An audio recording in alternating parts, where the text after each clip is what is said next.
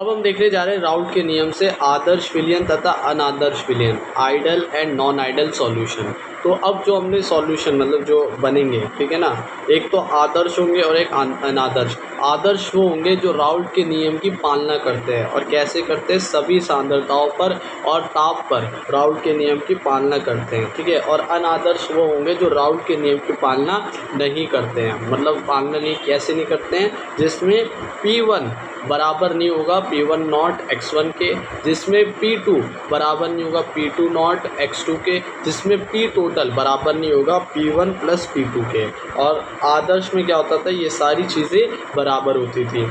अब आदर्श विलयन में क्या होता है कि जब हम द्रव A को द्रव A में द्रव B मिलाते हैं, इन दोनों को जब मिलाते हैं तो विलयन प्राप्त होता है। वो क्या होता है, द्रव A प्लस B, और जो विलयन है वो दोनों कैसे होते हैं, बराबर होते हैं, ठीक है। उन्हीं को हम कह रहे हैं अन्योन्य क्रिया क्या होती है, दोनों अन्योन्य क्रियाएं बराबर होती है, ठीक है, इंटरेक्शन बोलते हैं। तो दोनों इंटरेक्शन बराबर होते हैं, पर यहाँ पर दोनों इंटरेक्शन बराबर नहीं होते हैं, ठीक है, जब हम उनको मिलाते हैं। पर यहाँ पर क्या चीज़ें देखने को मिलती है कि किसी में P1 ज़्यादा होगा, ठीक है, किससे, P1 नॉट x1 से, किसी में P1 कम होगा P1 नॉट x1 से, ठीक है, किसी में P2 ज़्यादा होगा P2 नॉट x2 से, किसी में P2 नॉट x2 ज़्यादा होगा P2 से, किसी में P टोटल ज़्यादा होगा P1 प्लस P2 से, और किसी में P1 प्लस P2 ज़्यादा होगा PT से, टोटल से, ठीक है। तो उन्हें हमने क्या कहा है, जो P1 और P2 और P टोटल ज़्यादा होंगे उन्हें हमने कहा धनात्मक विचलन, क्या बोला, पॉजिटिव डेविएशन। और जिसमें P1 नॉट P2 नॉट और P1 प्लस P2 ज़्यादा होंगे उसे हमने क्या कहा, ऋणात्मक विचलन, ठीक है, नेगेटिव डेविएशन। अब ये क्या होते हैं डेविएशन, अभी हम देखेंगे इनके बारे में। अब डेल्टा V जो होगा, जैसे इन दोनों में अंतर किसका, आयतन का, वो कैसे शून्य होगा, कोई अंतर नहीं होगा, किसमें, हमारा क्या नाम है, आदर्श विलयन में, आइडल सॉल्यूशन में।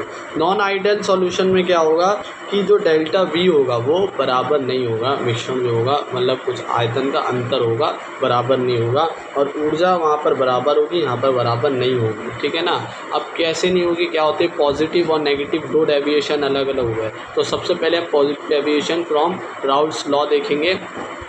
धनात्मक विचलन क्या होता है, इसमें क्या क्या ज़्यादा होते हैं, जो हमारी क्या है P1 और P2 और P टोटल ये ज़्यादा है, ठीक है। मतलब कि जब हमने A और A, B और B को, जब ये अन्योन्य क्रिया को मिलाया तो A प्लस B बना। अब ये A और B ज़्यादा होंगे A प्लस B से, ठीक है। तो विलायक ज़्यादा होंगे विलायक से, ठीक है, विलयन से। तो ये इंट्रैक्शन क्या होगा, मतलब मान लो जैसे अल्कोहल है और एसीटोन है, इन दोनों को मिलाया, ठीक है, बना अल्कोहल एसीटोन, ठीक है। तो अब यहाँ पर हो क्या रहा है कि, तो हुआ क्या है यहाँ पर कि जब अल्कोहल को एसीटोन से मिलाया जाता है, पहले तो अल्कोहल मिले हुए थे, तो जब अल्कोहल का बंध देखते हैं तो बहुत अच्छे तरीके से बंधा रहता है, ठीक है, इन दोनों का बंध। एसीटोन का देखते हैं तो वो भी बहुत अच्छे से बना होता है। पर जब अल्कोहल और एसीटोन मिलाया जाता है तो अल्कोहल के बीच में क्या आ गई, एसीटोन के बीच में क्या आ गई, अल्कोहल। तो इनका बंध अच्छे से नहीं बन पाया, तो प्रेशर इनमें क्या हो जाता है, कम लगता है। तो इसी वजह से P01 x1 P2 not x2 और P1 प्लस P2 ये कम आता है उनके ओरिजिनल P1 P2 और P टोटल से, ठीक है ना। और यहाँ पर कैसा होगा भाई, ये एक मतलब जब मान लो इसमें क्या हो जाता है, ज़्यादा हो जाएगा ना, अच्छे से नहीं बन पाएगा। तो ये एक तरह से कैसा, इसमें जो द्रव्यमान हो, जो आयतन हो कहीं बढ़ जाएगा तो पॉजिटिव में आएगा। ऊर्जा भी कैसी होगी, बढ़ जाएगी, ठीक है ना, मिलाने के लिए, मतलब क्योंकि ये मिल नहीं रहे ना, मिलाने के लिए ऊर्जा देनी पड़ेगी, ठीक है, आयतन भी ज़्यादा हो जाएगा जब ये दोनों आपस में मिल जाएंगे। अब नेगेटिव डेविएशन में क्या होता है, ऋणात्मक विचलन में, कि जब A और B और B जब आपस में मिले, मान लो H2SO मिली हुई है और HCl मिली हुई है, और ये दोनों मिलकर क्या बनी है, H2O और HCl। तो यहाँ पर H2HCl ज़्यादा होता है, उनका क्या कहते हैं, उनका अन्योन्य क्रिया ज़्यादा होती है, किससे, H2 और HCl से। क्यों, क्योंकि H2 और H2O में जो बंध होते हैं वो अच्छे से नहीं बनते हैं, उनमें दाब कम लगता है। और HCl में भी इसी प्रकार होता है। तो जब H2 और HCl के बीच में बॉन्ड बनता है तो अच्छे से बनता है, तो यहाँ पर ये दोनों का ज़्यादा आता है क्या, विचलन, ठीक है, अन्योन्य क्रिया। तो इसी वजह से P1 नॉट X1 ज़्यादा होता है P1 से, P2 नॉट X2 ज़्यादा होता है P2 से, और P1 plus P2 P total से ज़्यादा होता है। और यहाँ पर नेगेटिव क्यों हो रहा है, क्योंकि भाई इनकी अन्योन्य क्रिया दूसरी तरफ क्या है, ज़्यादा है, ठीक है। तो इसका मतलब आयतन कम हो जाएगा, आयतन क्या हो जाएगा, घट जाएगा, ठीक है, जब ये दोनों आपस में मिलेंगे H2 और HCl, ठीक है, तो नेगेटिव में आएगा। और ऊर्जा भी क्या हो जाएगी, ऊर्जा भी क्या हो जाएगी, कम देनी पड़ेगी, है ना। तो जो ऊर्जा का अंतर है वो भी क्या, कैसा आएगा, नेगेटिव में आएगा।